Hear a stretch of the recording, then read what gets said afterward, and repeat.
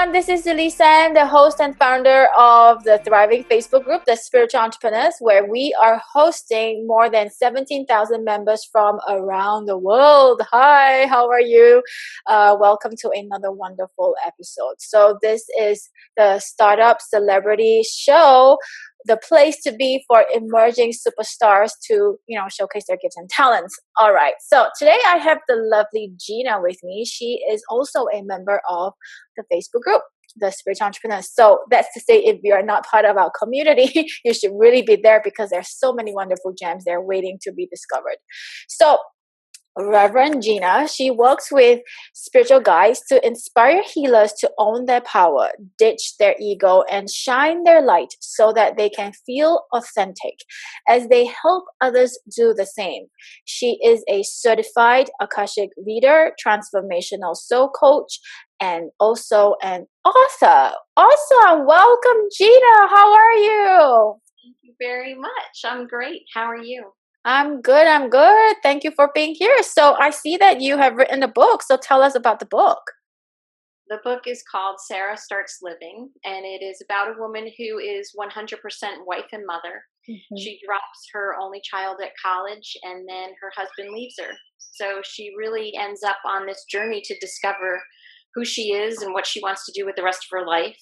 And it really is about her spiritual journey and awakening and discovering how to really live consciously. Is that lady you? It actually is not me. I've been married for, 24 years or something. I did drop my only daughter at college, but I have a son at home too. Alrighty. So tell us about your spiritual journey. I mean, how did you start your work with spiritual guides? Has it been all along like this, or has there been an awakening like most people? So tell us more about your journey. Yeah. I was a nutritionist. I was a cancer recovery nutritionist for years. And as much as I loved that work, I think I always felt that something was missing. I think I was always very passionate about healing and teaching as well. I actually started out, I went to college initially to be a teacher and then got my master's in nutrition.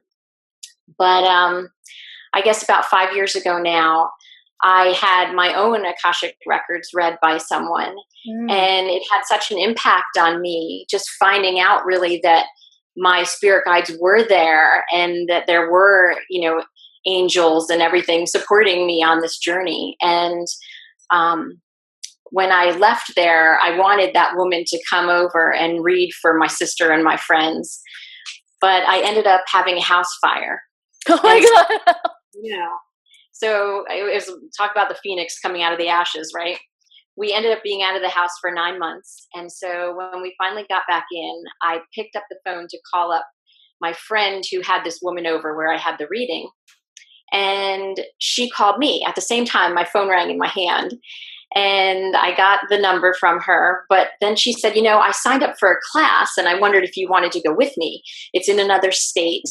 And, I don't really want to go by myself. And so I said, it's with the same lady? And she said, yes. And I was like, I'll do it.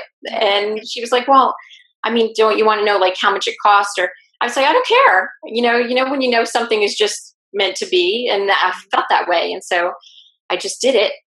And during that weekend,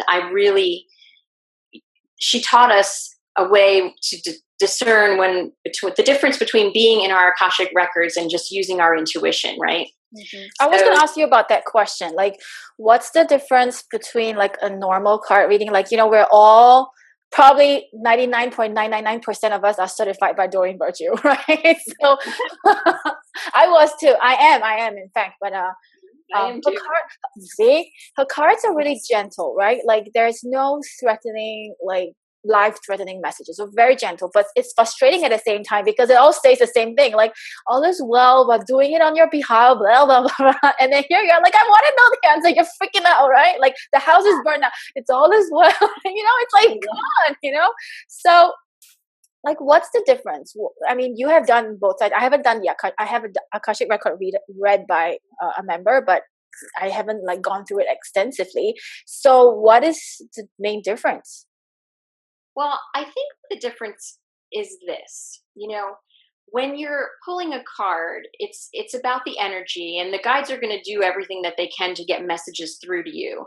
But those messages are still coming from the outside, so it's something else outside of yourself that's telling you.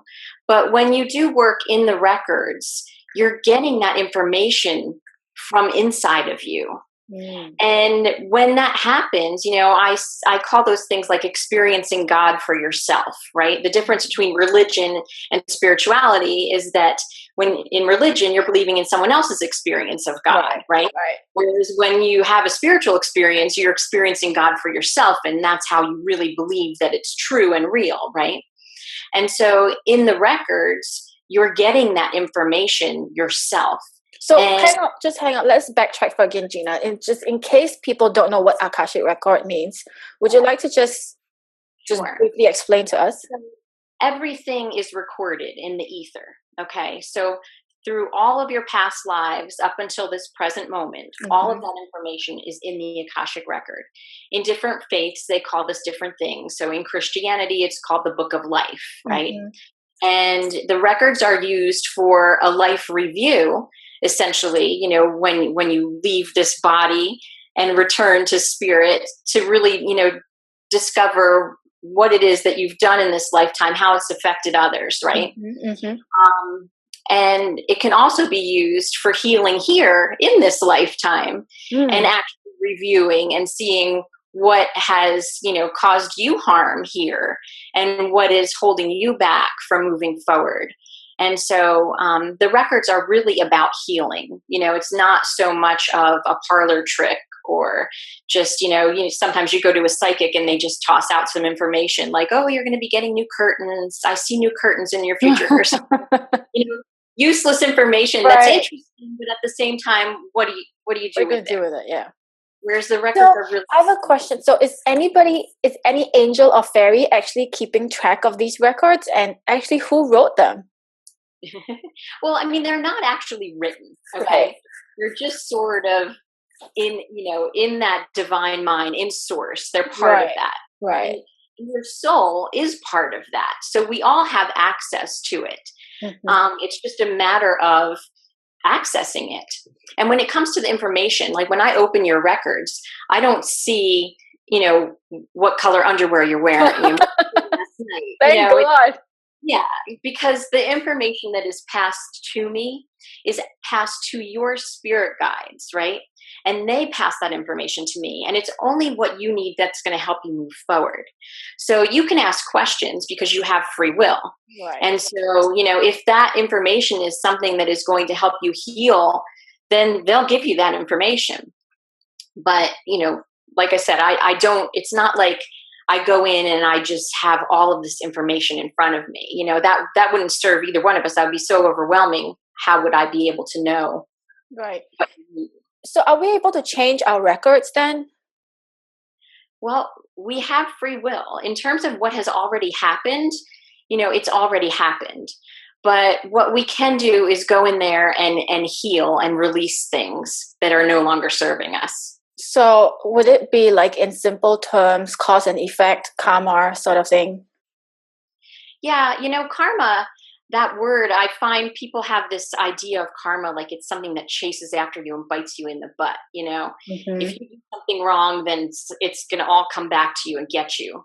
And really what I've learned from the spirit guides is that we have, we get to choose. And so we choose to come back here on purpose because we want to experience things. So just say, for example, if in this lifetime you were an axe murderer, and, when you pass on and go back into source and to God, and you look at everything and you say, I think I need to come back and I want to experience loss. I don't know what it's like to have my family taken away from me. Because as souls, we want to become more compassionate. That's our goal, So we come back into life to experience things, to create things, and to love.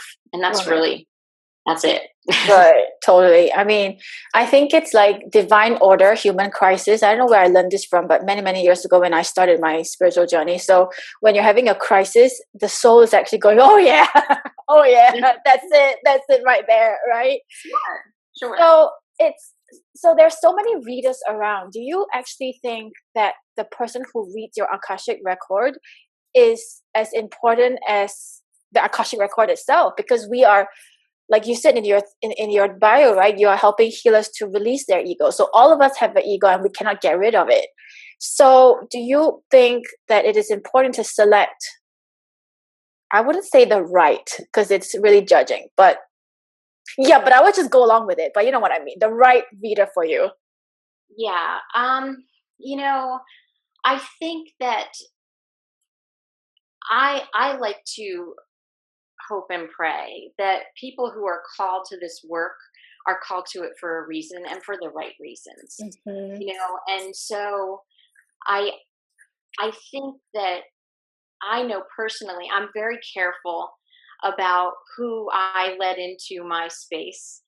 Um my soul space especially, right? Because I think that, you know, once I really started to communicate with spirit, I don't necessarily want, why do I need other people, right? Mm-hmm. But until you get really good at that, it helps. And sometimes, we're so mired in our own situation Mm-hmm. that it's hard to move our ego out of the way and Mm-hmm. connect, right? Mm-hmm. So in those times, it's really important that even I myself, have people that I trust, that have, enlightened me in ways to things that I just wasn't able to see because I was so stuck in it, in the situation. Mm-hmm. But yes, I do think it's important, to do your research, make sure that the person that you are approaching is coming at it from a healing perspective.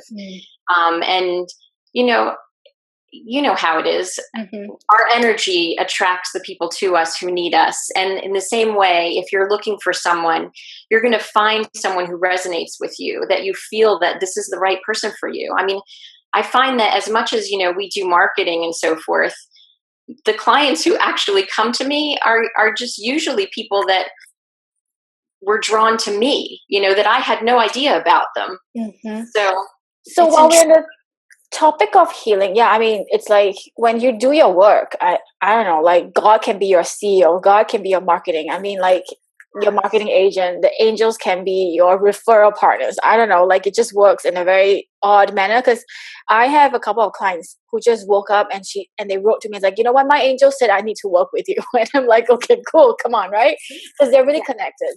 So it's good when you work with spiritual people because they're so connected. But the other question I want to ask really is about healing, because when we start our journey, we I think it's confusing because first of all, when we go through any healing modalities, right, the first thing your teacher would have taught you, and what it's to see the person as whole, as complete. There's nothing to be fixed. But so many people think that healing means there's something wrong with you. And I know a lot of healers as well. Oh, there's something wrong with you, so let me fix it.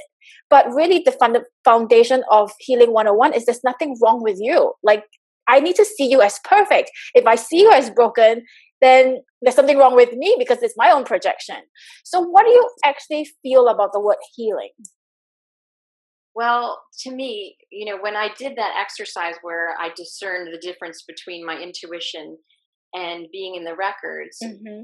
she asked us what our purpose was, what we Mm-hmm. felt our purpose was based on our intuition. And so at Mm-hmm. that time, I told you I was a nutritionist, and I said that my purpose was to teach people about a healthy lifestyle and so forth. Mm-hmm. And then when I opened my records, I asked what my purpose was, and they said that my purpose was to teach self-love and extend grace. And that blew me away because like grace wasn't even a word in my vocabulary at that time, And I literally, my first response was, how can I teach self-love if I don't even know that I love myself? Mm. And just right then, it just felt like I was being wrapped in these wisps of love. I don't know how to explain it any other way, like in this cocoon. And I just felt like I was spinning. And I just knew at the deepest level of my core that that was never going to be a problem again. Self-love would never be an issue again. And it never has been again. And I think that for me, healing is really extending that grace so that people can see themselves as whole and perfect and as the amazing extension of God that they are here on this earth. So essentially what you're saying, healing is not fixing something that is broken, because we're not broken. It's just going back to grace, going back to God and remembering us as whole. And the irony is when we are born, we are whole, and then people say there's something wrong with you, and then you go through this entire process to remember again that you're whole. So that's the joke. I think God is really funny, that's the cosmic joke. So I know you talked a little bit about intuition and Akashic record. So what is the main difference of the reading? I mean, would somebody come to you with the same problem? Like, let's say if I have a situation, I'll go to a card reader and I'll go to a Akashic record reader. So what would the outcomes be? Like, would I need? I'm right now. There's so many options out there. So would there be a typical a problem that needs an intuitive reading or an Akashic record reading, or the Akashic record reading can sort of like solve every problem? For me, the Akashic records have been the answer. Right. I've had Reiki for 20 years. Like, I've done a lot over the years, but this has been just so incredibly healing. And I mean, I literally, I've left my whole nutrition practice. I've converted because, the healing that takes place is just so profound that, I would start to sit with my nutrition clients and I would start to get all this information about, well, really the problem here is the bad relationship with their sister, and that needs to be healed before, everything else is going to be healed in their physical body, because these emotional problems and spiritual problems cause physical manifestations, Mm-hmm. And so it got to a point, there's a line that a nutritionist can't cross, right? When you're talking all of a sudden about spirituality. So I had to really make that decision because it just seemed like the right thing. And, I got this phone call one morning and this woman said, "Is this a nutritionist?" And my heart just dropped, because that's not what I was in love with doing at that point. And that's when I decided that day, I literally went and changed my entire website, took all the nutrition off. And Gina, you touched on something really interesting, because I am the founder of the Spiritual School of Money, and I'm fascinated with money because of my journey, right? I mean, that's another story, that's another day, that's not about me today, it's about Gina. But since Gina brought it up, I'm going to talk about it. Like you said earlier on, when you knew, like, you're meant to learn about Akashic record and you have no idea what's going to be like, and you just knew it was that woman, and you didn't even ask for the price tag, and you're just like, yes, what if, I mean, I don't think so, but what if it was like a 30,000 thing? Would you have done it? I don't know, because it wasn't that much. But, I was just pulling your leg. But I mean, the key is that inside of me, I can tell you that I would have been really, disappointed that, because I felt that strongly that it was what I needed to do. I don't know if I would have, if it was 30,000, but if it was 10,000, maybe I would have really tried to see how I could scrape that together. You know what I mean? It was one of those things when you know, and I did, I just felt it with this woman, and I felt it inside of my heart. I just felt guided. At that time I didn't know necessarily what that felt like so strongly. But obviously, I think if you're so guided to do it, then it's going to be at a rate that you can afford. But what I was trying to say is you actually didn't bother about the price tag. I didn't. And that is the missing element in so many people's lives. Because, I mean, now I'm transiting from being a coach to wanting to just teach, right? Because teaching can reach more people. Of course, I'm still having private clients. But it's like I get to hear when I do self-discovery calls, I hear this all the time, like, oh, I can't afford it. I can't afford it. I can't afford it. It's just a lie. But here you are, a spiritual, connected, strong woman, and then just making that decision. How did that feel for you without the baggage of money? it feels great. And, since then I've made so many other decisions Without and the big independence without money? without money, because what I do, I open my records every morning and I ask, what is it that I need to do today? And like, that's how I ended up writing the book. That's how I ended up becoming a minister. That's how so many things ended up happening in my life that have just transformed me and transformed everything around me. So I just feel like I have to listen, and in fact, when I was ordained, one of my vows was to listen to my spirit guides and do what they tell me. And so, I do. And like, so many incredible things have come out of that. And this is, what time is it? I don't know, but I'll try to make it short. I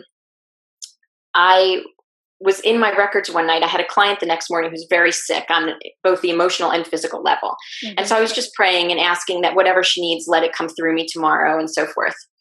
And all of a sudden I heard, go to the shrine of Padre Pio and touch the relic. And I was like, me go or her? And they said, yeah. Go to the shrine of Padre Pio and touch the relic. And, normally when I hear things, I hear them in my voice. Mm-hmm. A couple times I've had some medium experiences where it's been another voice, but this was like this deep man voice.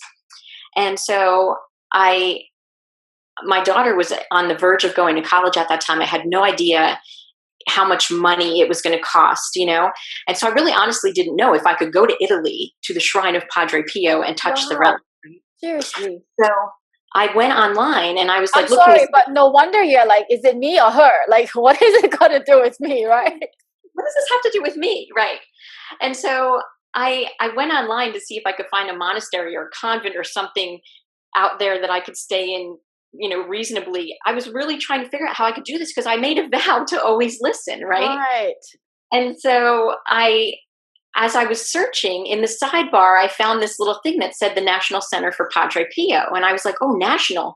Is that in the United States? So I clicked on it and it was in Pennsylvania. And I am in Pennsylvania. And so I put it in MapQuest and it is 35 minutes from my house. And I was like, is this it? And they said, go to the shrine of Padre Pio and touch the relic.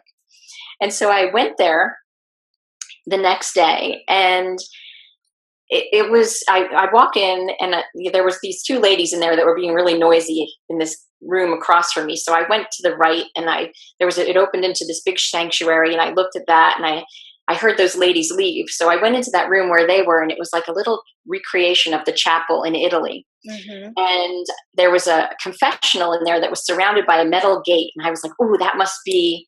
That must be it. Yeah. That must be the relic. So I sat down in front of this thing on the bench and I closed my eyes and immediately I just felt this presence that I knew was Padre Pio.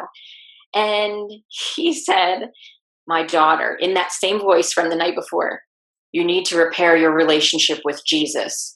And I was just like, what? I don't know. I think I have a really good, I don't know. I have an okay relationship. And he's like, no, you need to repair your relationship. And I said, I'm a little stubborn. I'm a Taurus. Okay. So I was like, I don't know. I think I have a really good relationship with Jesus. I try to be like him every day. No, my daughter, repair your relationship.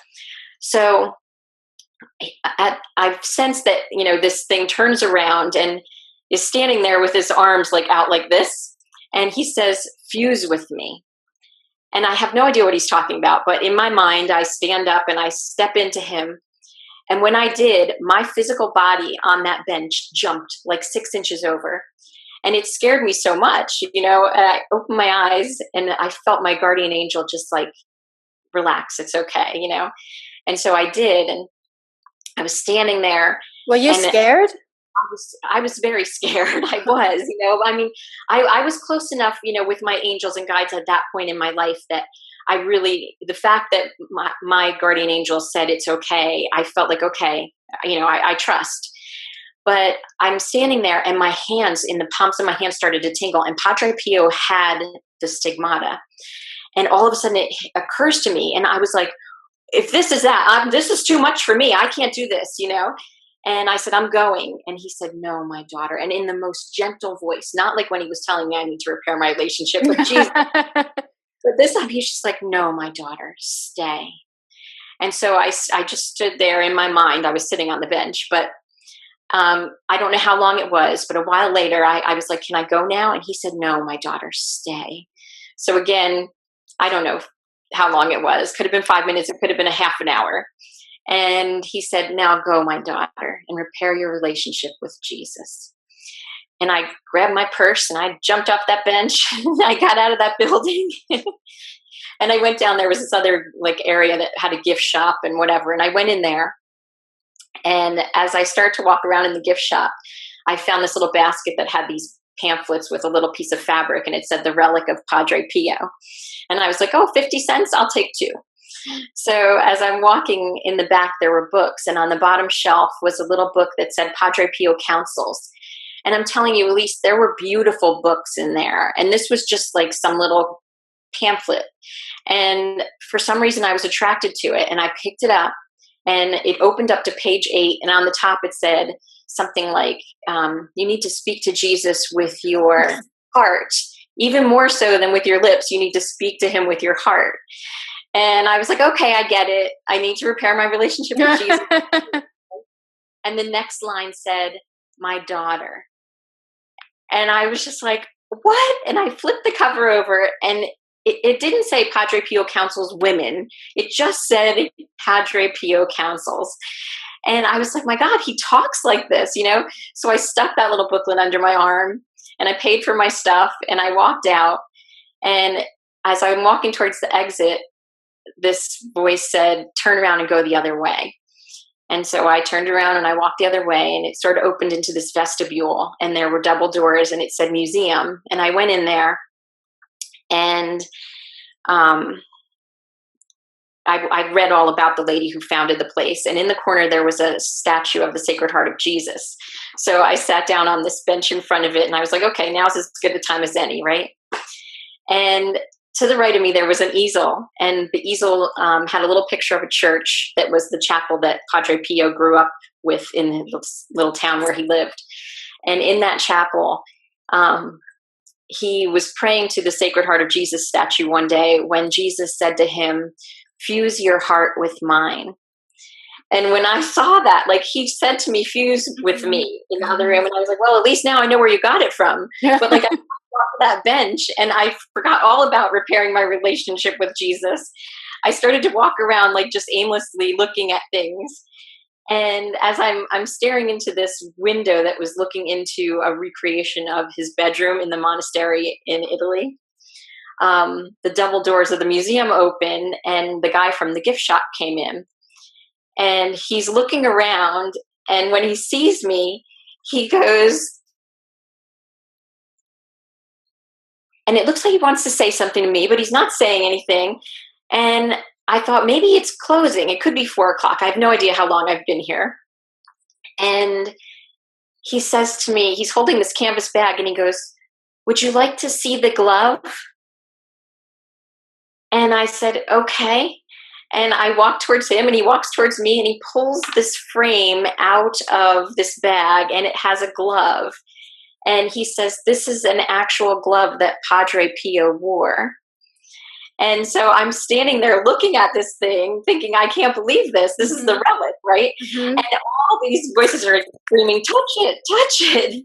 But, I'm a rules girl. I don't know if I'm allowed to touch something like this, right? Mm-hmm.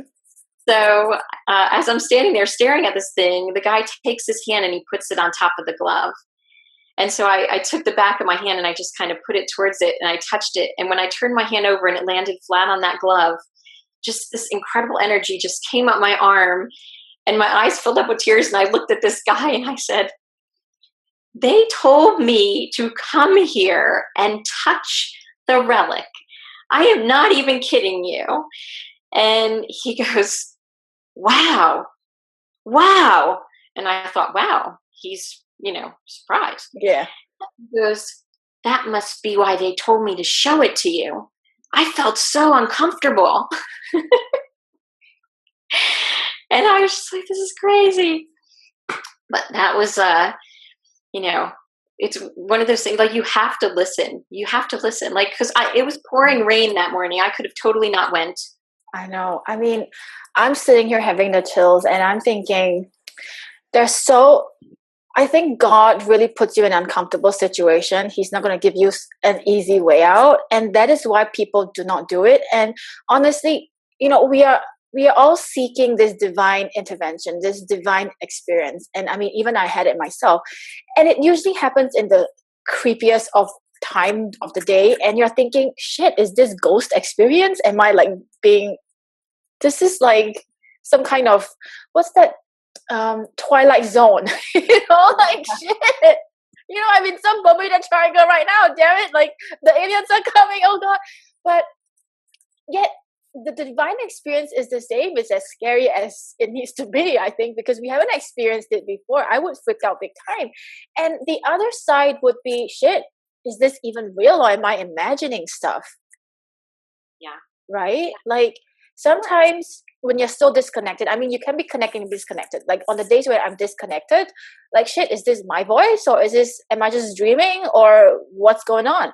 So I want to just quickly ask you before we end, because it's such an amazing story and I think everybody needs to hear this, but how do you like train your own intuition? And I'm sure there are people who are not sure, like, even for ourselves, there could be days where we doubt, like that. I mean, even in the most divine experience, you doubted, right?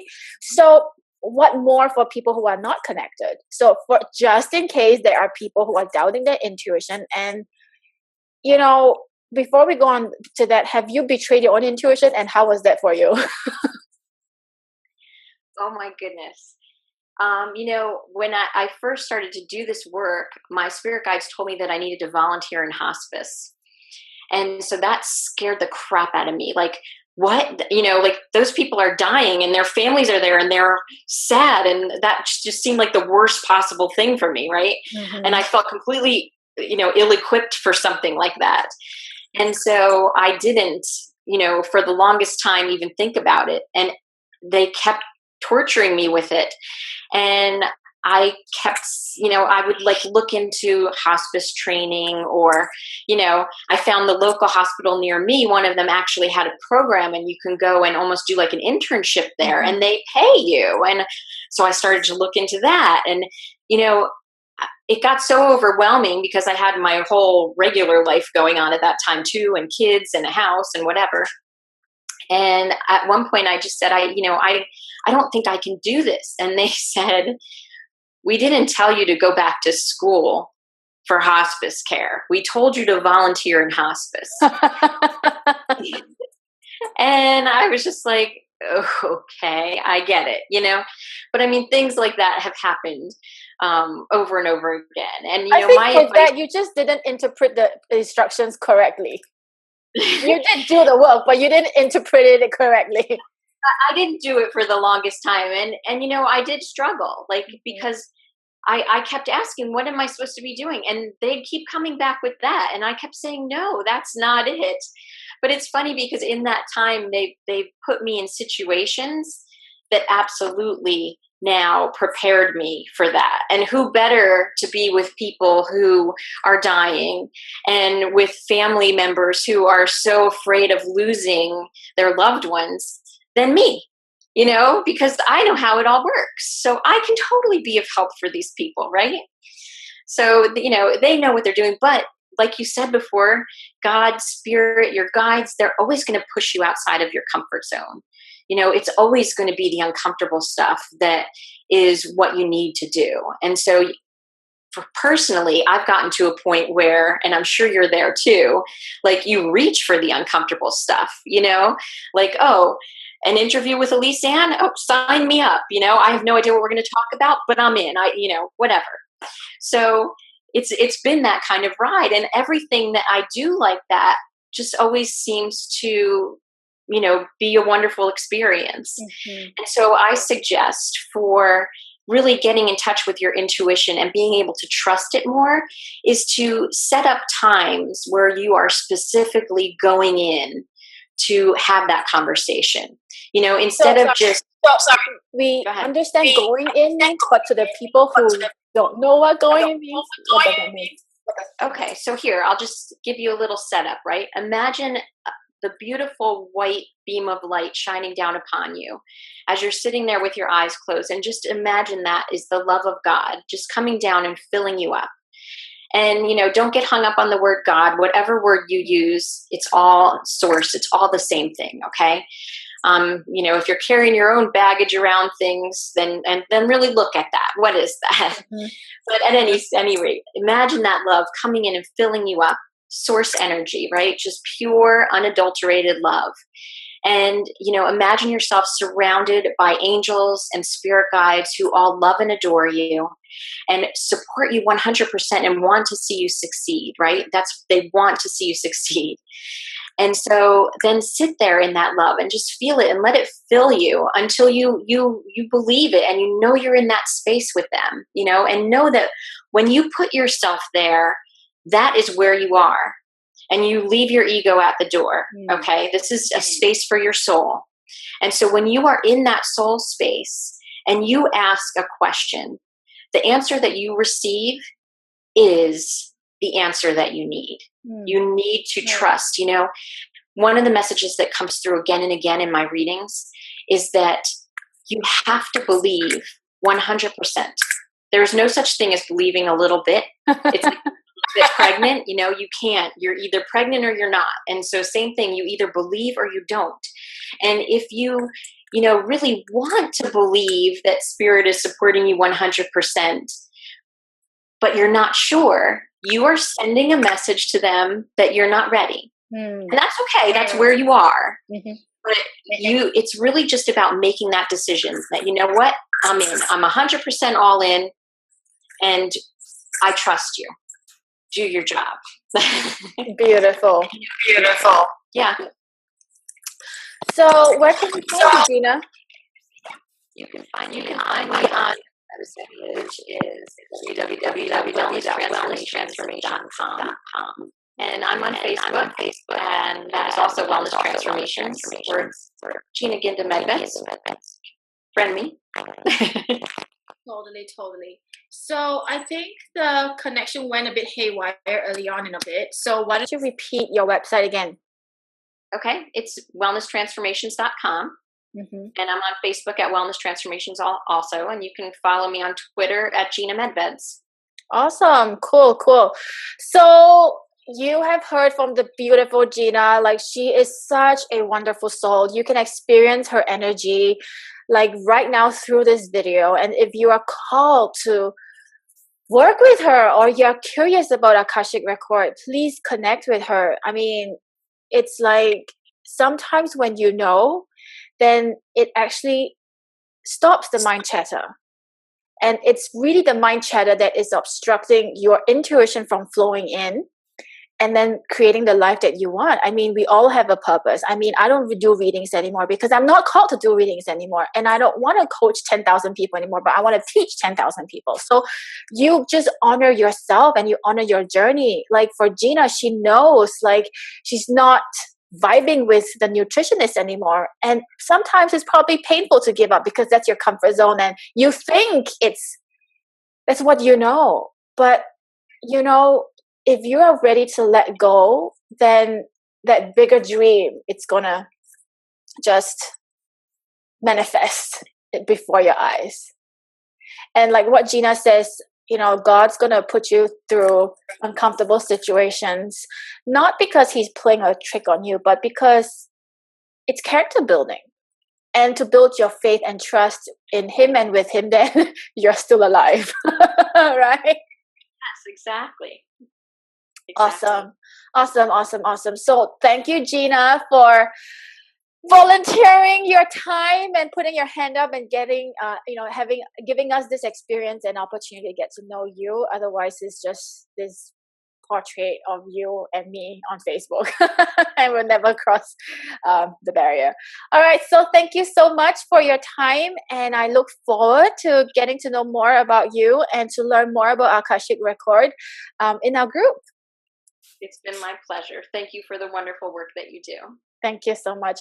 So, all right. Thank you for joining us in this wonderful episode of the celebrity startup show. There's so many things I can't remember. The startup celebrity show. And so as you can see, we have a lot of awesome people here, emerging starlets. Is that what they call starlets? Emerging starlets, emerging leaders, emerging superstars. And I'm honored to be the one who hosts them here first. All right, so join us in another episode, and I'll see you soon. Take care. Bye.